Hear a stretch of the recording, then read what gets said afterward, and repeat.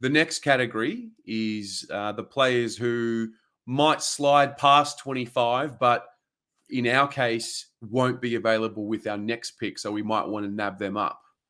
And is this Yes. more of a situation where the players that we've mentioned so far aren't available, then we start getting creative? It could be a case of column A. I mean, it could be also a case that Nick Austin, as the Doggies have done in previous years when he was there, as a lot of clubs do, have just identified the talent and said, nah, this is the kid. This is the kid. And there will be a lot of cases where they may have seen something in training, because a lot of these have been in open training sessions that the scouts have said, look, we know this kid is a 22 talent. And Carlton have just sat on him. And I think the way Nick Austin's talking, it strikes me that he knows something that you, I, and everyone else doesn't. It seems like he's very confident in whatever the mind is and the name is in his head he's got. So that's why I've looked at these, because I think he may throw a curveball. I'm excited. I don't know why. I'm excited for this group more than the others. I'm always excited. This is the Corey Durden group, I'll call it, where we pull a name out of the hat, and it is. So I reckon it could be one of these. But here we are, the first guy, and this is a guy that I'm a huge fan of. That's Blake Howes. And we talked about Jesse Motler having the X Factor. This guy has got X Factor. 190 centimeters, 80 kgs. The classic modern day wingman who plays on the half forward. So everyone's playing a tall wing. You've got Jared Brander, who evidently now is a wingman because he can't play any other position going to GWS. It is the niche in vogue AFL thing now, a big guy in the wing. And this is it. This is the guy. No more moving Charlie Curnow to be your defensive outlet. These are the type of players you put there. And this guy has got real skill. But the big thing is, Mark of the Year contender, this guy will probably, I reckon, win one in the next 10 years. He loves it. And he's got that Charlie Curnow vibe about him, that he's hugely athletic for a 190 guy. He's got the athleticism of a 180 guy. He moves like such a small player. He's good below the ground. He's good aerially. He's super clean as well. He can float inside on the ball, and he's got that Pendlebury ability to find gaps with a handball. And he's got the brain. Already you can see the way he plays the game. He knows what he's doing. So I love a bit of Blake. And again, we always have an affinity. I love a Sandy boy. He is a Sandringham Dragons boy. So this kind of reminds me, from what you're describing, this kind of reminds me of a situation where, okay, the evolution of the game, we've sort of gone through, tall midfielders, and they're kind of now common to see. Whereas, I think over the last 12 to 18 months, well, let's just say probably last 12 months, I think the emergence of Nick Cox, these tall wingers. So this would be a situation where we say we want to get one of our own. Oh, 100%. And you would say that the wing position at Carlton is probably the easiest position to actually start. I'd say if I was a kid, I'd fancy myself breaking into it, especially with Connors out in the early part. There is a real chance, and Blake has got the skills. He's got everything that you look for.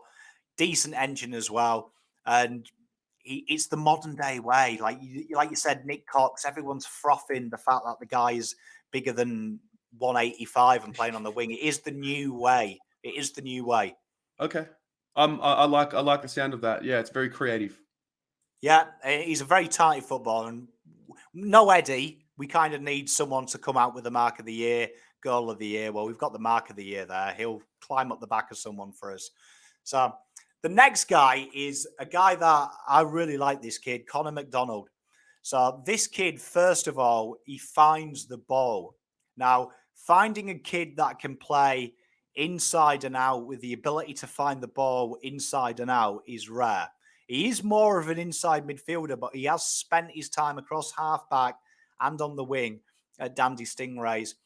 He is super quick. He's got like Dangerfield-like acceleration. So he's not fast top speed, but his first 2 seconds of running are faster than anyone else. And that's all you need at AFL level, really. You don't need to be the fastest. If you can start quick, it's great. Another thing we like is his defensive positioning, his IQ, and his tackle pressure. He ain't afraid to get his hands dirty. He ain't afraid to get his head over the ball. We heard that Lee Matthews quote. One of the non-negotiables for Voss to learn was head and shoulders and hips harder to the ball than the opposition. This kid's got that. He subscribes to that philosophy. Now, this is a smoky pick because he is more of an inside midfielder than the out, and it just so happens he rests there. But this could be something that Carlton look at and say, you know what, it gives us another rotation. What was his year like? His year was fairly solid, to be fair. It was just as consistent the year before. I mean, just under 30 touches. Wow. He's a kick-first footballer, 5 tackles. And what is impressive about him is just under a goal a game as well. So he knows how to snag. And for me, the non-negotiables when I'm looking at recruiting a mid in today's game is he kicking goals? Is he snagging? Is he tackling? And they're probably the first two I'm looking at. And he's not too scared of doing either of them. And then it's all about that pressure. And he brings that pressure. He isn't afraid to use his body. So nice size about him as well. He's got all the hallmarks, I would say, at 184, 77 kgs that Carlton could be like, right, play him on the wing, rotate him through the middle towards the end of the year. We've got another midfielder. Love it. And then we've saved the best for last. Judson Clark. Judson Clark. I like the name. It's a great name, isn't it? Like some of these kids nowadays as well, getting some grouse names. Don't know if that's just because the millennials are taking over now, but they are getting some good ones. But this kid here, imagine Zach Fisher, but you gave him elite kicking. It's kind of that guy. He's kind of that. He's low to the ground, 179. He's agile. He loves taking the game on. So this is something that excites me. This guy is offense is his priority. He's looking to make things happen. You ain't going to see slow, boring play from Judson. He is looking to get that ball and take off and take people with him. And watching him in his limited junior work as well at Dandy and for Vic Country, it kind of is infectious when he does it. When Vic Country particularly started to get a bit stagnant and slow, this kid would force them to move because it's his way. And I like that. I think you need them players in your team. These guys who are barometers of tempo. And this guy knows he's like ADHD type football. He's like, I've got the ball, I'm off. So he's always looking to start a chain of events. Yeah, he's not going to sit back. He's not going to sit back. He's not going to, look to kick backwards. He's looking to go direct to goals, and he'll either take the game on, take a defender on, or he'll look for that handball chain, that 1-2. And he's got that IQ to do it as well. If you're doing IQ as a draft rating, he would be top 10. Right. So why teach brains? Okay. So is this another one of those players who has fallen victim to the circumstances of the lockdowns and whatnot, and therefore he's slid in projections because of that?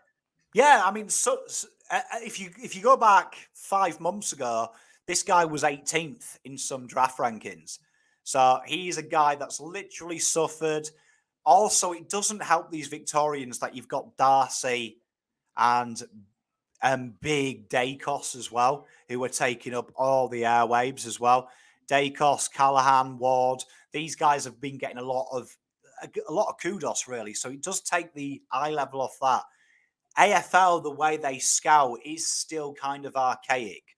You've got to remember that. It's not like the NBA, where the NBA is a wonderful place. You can go my scout profile, and like the coach of that junior uploads all the data for the world to see. So if you're a scout and you didn't get to the game, you've got a blow-by-blow account of these kids from 11 to 17. AFL is kind of, if you play, you're going up in the order. If you don't, you go down in the order. Great example would be Brodie Kemp. We said it at the time when we talked about him, top 5 in the AFL for his year group. but because he had the ACL, he slid and he slid and he slid. And AFL teams don't take risks. Judson Clark is that risk that you take. If he's there, and a few of these others are there, this could be a great argument to say, you know what? This kid has got so much nous and skill. I like this kid. And this is one of them guys that I think Nick Austin is alluding to, because he seems like he knows who he wants. Mm-hmm. And it seems like it's almost going to be a name that no one's mentioned. Wow. Well, first of all, those are the three for this section. This final section that we've done just now is where you picked Josh Honey. It was one of the late picks that we did a few years back. So I'm banking on this section here to be the one where we find the gold. I tell you, we like a shock at Blue Abroad. We had Honey in our late rookie picks, and we had Durden. Because if you remember, that's what I always say. Nick Austin has sprung surprises because AFL last year locked in James Rowe. They locked him in. He was a Carlton boy, blue. And we said Durden, and we were right. And I think Nick Austin has shown his hand there. He doesn't go with the prediction of where people go. He goes with who he likes for his team. And that's why I've got a feeling that someone like Clark, Howes may fit the bill. Butler, particularly, who has slid down in recent weeks, may fit the bill as well. Okay, well, guys, there you have it. There is your Blue Abroad draft preview for pick 25. We will be back with some more draft videos coming up, but please leave a comment down below. Expand on the conversation and the discussion that we've had in either of these three sections that Dan's put forward. And it's exciting. We've got about just under a month now before the draft, so we'll see how this all plays out, and we'll definitely have some more updates. Pom, thank you very much, mate. I can't believe another year has come and gone of draft preview. It is, yeah. Christmas Day. We've run past it now, and now it's time to eat. Yeah, love it. Speak soon, guys.